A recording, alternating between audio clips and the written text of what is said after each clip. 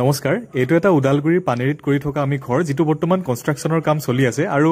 ground floor two আৰসিসি আৰু first floor two টিং লগোৱা যাব মানে আসাম টাইপৰ হ'ব আৰু ক্লায়েন্ট গৰাকীৰ নাম হৈছে অৰ্পণা মিধি বাইদেউ আৰু বাইদেউৰ লগত বহুতখিনি কথা আগবাঢ়ি আমি ইমানখিনি কাম কৰিবলৈ সক্ষম হৈছো কাৰণ মঙ্গলদৈ দৰং বা উদালগুৰি আৰু যোৰহাট বা বিশ্বনাথকে আদি কৰি এনেকুৱা বহুকেইখন ঠাইত আমাৰ কাম কৰাৰ কিছুমান অসুবিধা আহি পৰিছিল কাৰণ আমি প্ৰথমে বহুত কিটা ব্ৰাঞ্চ আমি আমাৰ ফালৰ পৰা দিছিলো আৰু তেওঁলোকক বহুতখিনি বস্তু আমাৰ কোম্পানীৰ শেয়াৰ কৰা যায় আৰু তেওঁলোকৰ হাততে গোটেই মেনেজমেন্টৰ সিস্টেমটো আমাৰ ফালৰ পৰা দি দিয়া যায় ঠিক তেনেদৰে আমাৰ মঙ্গলদৈত যেটো আমাৰ প্ৰথম আমাৰ যেটো ব্ৰাঞ্চ খোলা হৈছিল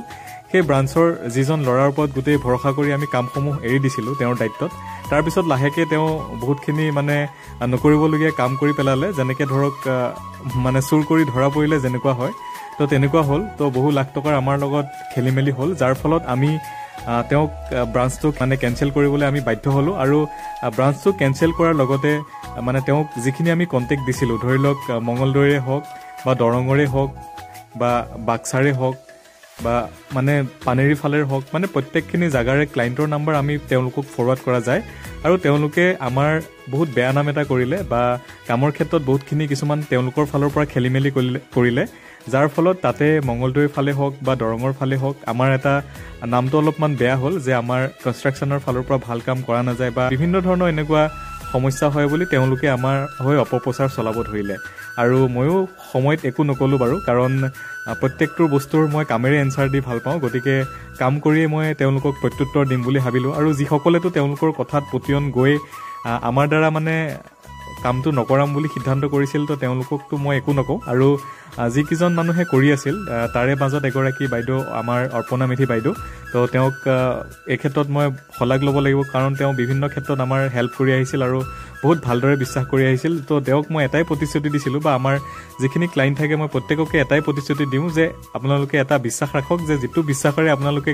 আমাক কামটো কৰিবলৈ দিয়ে তো আপোনালোকৰ সেই বিশ্বাসটো লগত ৰাখি আপোনাক 100% যেনেকে কথা দিওঁ তেনেকে আপোনালোকক কাম কৰি দিয়াত প্ৰতিজ্ঞাবদ্ধ আমি গতিকে তেওঁক ঠিক সেইদৰে আমি কামটো বৰ্তমান কৰি গৈ আছো কনষ্ট্ৰাকচন পাৰ্টটো তেওঁৰ অলমোস্ট খতম হ'ব হৈ আছে আৰু আমাৰ কনষ্ট্ৰাকচন পাৰ্টটো নৰ্মেল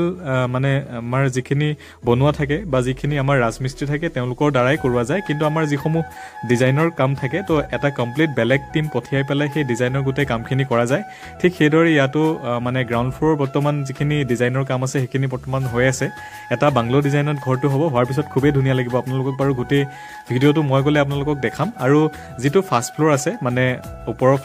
ফ্লোৰটো এতিয়াও বৰ্তমান ডিজাইনৰ কাম ষ্টাৰ্ট হোৱা নাই গোটেই ঘৰটো হোৱাৰ পিছত আপোনালোকে দেখাবলৈ খুব ভাল হ'ব আৰু বহুত মানে বেছি একো ডিজাইন নাথাকিলেও খুব মানে কম ডিজাইনত ষ্টেণ্ডাৰ্ড ঘৰ এটা হ'ব আৰু গোটেই ঘৰটো বাংলো টাইপৰ হ'ব আৰু বৰ্তমান ইয়াৰে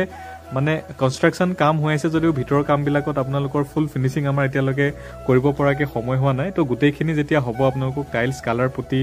ফল সিলিং মডুলাৰ কিচেন সেই গোটেই বস্তুখিনি আমাৰ ফালৰ পৰা দিয়া গ'লে আপোনাক প্ৰত্যেকটো বস্তু আপোনালোকক মই ভিডিঅ'ৰ জৰিয়তে দেখাবলৈ চেষ্টা কৰিম আৰু আমি যিসমূহ